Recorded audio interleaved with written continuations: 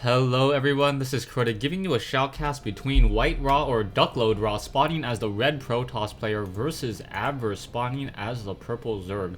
Zerg versus Protoss here on Shakuras Plateau, Abver spawning on the top right hand side at the 2 o'clock position. Meanwhile we have, WhiteRa spawning as the red Protoss, Abver spawning as the purple Zerg. I wasn't sure if I got those names mixed up for just a moment. Hopefully I didn't, put my foot in the mouth there. Anyways, taking a look at the game and talking about the map placement here on Shakuras Plateau, this is a very, very long spawning distance. I believe it's actually a little bit longer than Lost Temple just because of the way that these front doors actually open up. You have to kind of backtrack through these two locations, and now also these destructible back rocks may not come into play just because they are not spawning on the same north or south side. So drones currently still being built over here, sitting at 12 over 18, should be getting to 13 over 18, and now should be setting up a hatchery down over here in this position. Now, a lot of players had asked me, or some players had recently asked me, whether or not Zerg should fast expand on Shakuras Plateau just because there's only 7 mineral patches here instead of 8. My explanation on fast expanding or setting up an early hatchery is that Zerg needs to get another hatchery just in order to keep up with production, as Protoss and Terran are able to throw down more and more production buildings. The Zerg player really needs to get another hatchery in order to keep up. And if you're gonna be building a hatchery anyways, if you have a fairly well protected location here, why not go for it? We now see that Overlord still in the air, as that drone will be able, or probe will be able to make its way up. I do not believe they see each other. No, oh wait, no. Abver was able to see Ra, and now Ra, or WhiteRa, now coming into this location, will be coming around and see that the spawning pool has been laid down. We already have the extractor in play. He can see that there is already almost 70 gas out of that one extractor, so he knows that that metabolic boost will be coming in. And how is he going to respond? He's going to respond with getting a cybernetics core. He will be able to train up a sentry and then try to block that ramp just in time as those Zerglings come in, as this ramp is rather large. WhiteRa also getting a pylon on this backdoor, wants to make sure that nothing comes in through this location here.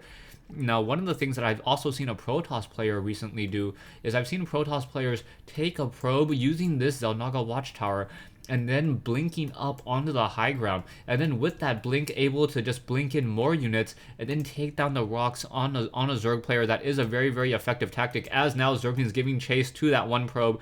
I believe that probe will get taken down in just a moment. There he goes, pecked once more. The probe trying to recharge its shields. It does not look like it will be able to, as those Zerglings are going to be able to catch up a little bit of distance there. Oh, once again, recharging its shields for just a moment. So down to 3 hit points. One peck will do it. And I believe that will be it in just a moment. Oh, Zerglings now trying to engage against a Zealot. The Zealot can take down 3 Zerglings if it is microed very, very correctly. But it looks like WhiteRa does not want to try to engage there, as we now have a Stalker backing up and acting as a little bit of support. So a lot of Zerglings running around. They are being macroed up a little bit, and that is a fair amount of Zerglings. And now in come those Stalker. The Stalker does have a slightly slower movement speed, or the same movement speed as, the same movement speed as those Zerglings before that metabolic boost comes online, so there is no chance of any sort of surround there. And now the sentry will be coming out in just a moment. We do see 2 additional gateways now being warped in, so that is going to be a very narrow choke point. And WhiteRa will be able to set up a nexus here in just a moment if he in fact wants to. We do have Zerglings hiding behind the brush over here. A little bit surprised that we do not see any Zerglings coming into this location or even activating this Xel'Naga watchtower, as it would give sight past this brush without, revealing too much of his strategy. More Zerglings now coming in, so somehow Abver able to get a lot of Zerglings, and it is really hurting his production on drones. Only sitting on 15 harvesters right now, and now we'll be able to power drone, get up 7 more drones in just a second, and now needs to continue to power drone, otherwise he will be far behind in this economic game, sitting at 22 over 26 harvesters. He finally does have another queen over here. It should be spawning some larvae and getting some additional drones out in just a moment. Back over here, the Zerglings are still outside this front door playing Sim StarCraft. Both players just sitting inside their base, and now we're going into Stargate play. So Stargate play, perhaps we will see Phoenixes, perhaps we will see Void Rays. Both are very, very strong options against the early Zerg, especially if they are not at tier 2. We do see an evolution chamber already down. However, no Overlord will be able to sacrifice himself and get into this base that easily. we do have the warp gate up right now and researching and completed. So 3 warp gates now turning into 3 gateways turning into 3 warp gates, and we'll be able to warp in even more units as a photon cannon now coming in order to try to detract from any front door, a run in with any banelings. We now see a tech to tier 2 though, so tech to tier 2 does take 80 units of time to build. That will be quite an amount of time, as we now see the Stargate now training Phoenixes. So the Phoenixes will be out. I do not see additional queens coming in from Abver, and that may be his undoing. As soon as we see 2 to 3 Phoenixes, those Phoenixes will simply be able to macro up and start graviton beaming drones and perhaps even take down a queen or 2. So that is going to be a problem. We'll see how this all works out, as these Zerglings do have that metabolic boost and are just simply sitting outside. And now Abver, wishing that he power drone even earlier. You can see that his harvester count sitting at 37 compared to 38, so he has caught up. But I believe that WhiteRa does have a stronger tech advantage right now with that Stargate already training Phoenixes. So Abver, is he going to go for a Spire, or is he going to go for a Hydralisk? And the Hydralisk would be a stronger choice at this option, but he has no idea about that Stargate just quite yet. Unable to get up that ramp. We do see a third hatchery now being placed down by Abver, as these Phoenixers are still wandering around the map, and now we're finally getting into Void Rays. So Void Rays now being trained, as some of these Overlords are going to be picked apart by those Phoenixes. Phoenixes able to attack, move, deal so much damage relatively quickly, even against that Overlord that doesn't fight back, doesn't move very quickly, and down it goes. Back over here, the Phoenixes will be able to do some additional scouting. I believe there is going to be 1 queen in this location. And now with another evolution chamber, I'm surprised that we don't see any spore colonies. Spore colonies would be a strong counter at this point, as more and more drones are getting picked up. We do see 2 queens and another queen currently being trained. Is a queen being trained here? No queen. And we have an infestation pit. So infestation pit for infestors. Spore crawlers now currently being trained. No graviton beam coming in just quite yet, as we now see a void ray coming online over here in order to take down that hatchery. Back over here, these void rays move in order to do some more scouting. It looks like this void ray will be able to take down this hatchery in just a moment. Fully charged void rays deal about 25 damage per second, and now with no anti-air in sight, that void ray will be able to take down this hatchery. A loss of 350 minerals once you account for that drone.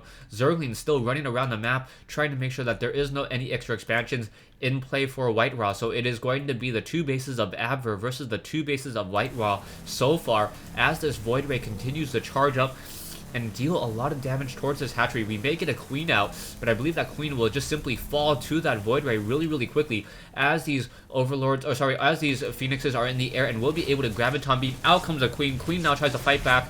We now see the Phoenixes trying to shoot back against this one particular Overlord. Phoenixes will be able to take that down, and now down goes this queen. So a loss of now 400 minerals.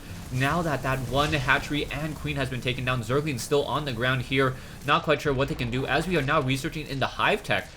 This is very fast teching coming in from the Zerg. He doesn't have the amount of production that I would like to see him have. He doesn't have any Hydralisk. He does have some spore crawlers, but that is it.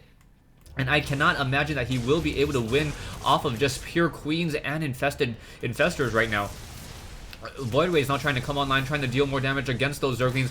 Void Rays are one of the units that are able to attack and move, and in comes a fungal growth. Queen's now trying to come in, and that fungal growth will stop that Void Rays in its track. More damage being dealt, but not another no infestor nearby in order to give another fungal growth, and down it goes. So those infestors move very quickly, as fast as stimmed marines while on creep. So that is a very fast moving unit, and now we are also getting neural parasite. So neural parasite and more infestors. I'm not sure if the pathogen gland has been researched so that those infestors can come out with the energy. Yeah, it does already have the pathogen gland, so the starting energy will be plus 25, so they will be able to pop out and be able to start neuroparasiting. And there are currently 2 Colossi with some Void Rays. So Void Rays and Colossi, a very strong combination of units here, as WhiteRa now moving out, taking down that one Zergling over there at that Zelnaga Watchtower, perhaps going to clear this Zelnaga Watchtower, and those Colossus with that with the very long range will be able to get a lot of damage in. Yeah, range of 9 as those Void Rays now moving in. So 3 Void Rays in the air. Colossi just standing here will be able to take down these rocks, and now this is just not looking good at all. 4,000 mineral army versus 1425. I believe WhiteRa will simply be able to just attack, move, and take this game out. We should be seeing perhaps a fungal growth trying to come in, trying to get more damage. That hatchery over here now taking a lot of damage as well. Production-wise, we are getting some Ultralists, but it just seems like WhiteRa's army is just too powerful with those Void Rays in the air, even though they do not deal extra damage against Massive yet, as this is still part of patch 1.1.3. It will be enough to fight back, and like it will be enough to fight back and deal a lot of damage towards those Ultralists, as those Ultralists are not able to attack air. In comes that fungal growth, in comes that neural parasite, so 3 neural parasites trying to pick off and trying to get more damage dealt. Those Void Rays are starting to pick off many of those Void Rays. In comes a Graviton Beam to stop the channeling effect. In comes one Ultralist here trying to chomp away, add more of those units. It doesn't look like it's going to work, as that Void Ray simply attack moving straight in. And now I believe WhiteRa will simply be able to come in here, finish off this hatchery, and Abver should be GG'ing in just a moment. Yeah, 4,000 mineral army versus 0. If that isn't time to GG, I'm not sure when it is. And there's the GG coming in from Roxas Abver. So WhiteRa is simply dominating Abver here on Shakuras Plateau. A really strong macro coming in from WhiteRa. WhiteRa able to set up this nexus over here, and as well as getting a decent saturation here and here as well. Almost mining out of these mineral patches. I believe he already has some probes transferred, but running off of just one Stargate and one robotics facility and taking his time, sitting in his base, allowed him to just basically macro up a very large army. I think if Abver had taken the time to try to set up his expansion, put a little bit more defense there, perhaps get some more units, and not power Zergling as early in the game, he would have had a stronger economy in order to be able to fight back against the Protoss heavy macro style of play. Thanks for watching, thanks for listening. I hope you guys enjoyed this 1v1 replay between Abver and WhiteRa here on Shakuras Plateau.